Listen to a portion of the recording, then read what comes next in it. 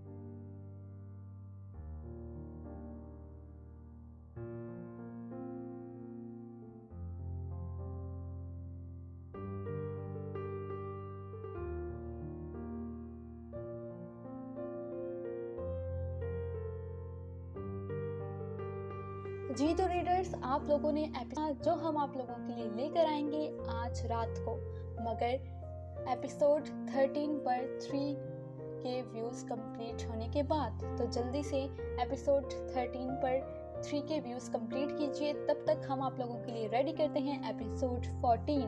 तो मिलते हैं एपिसोड 14 के साथ। तब तक अपना बहुत ज़्यादा ख्याल रखिएगा। अल्लाह हाफिज़।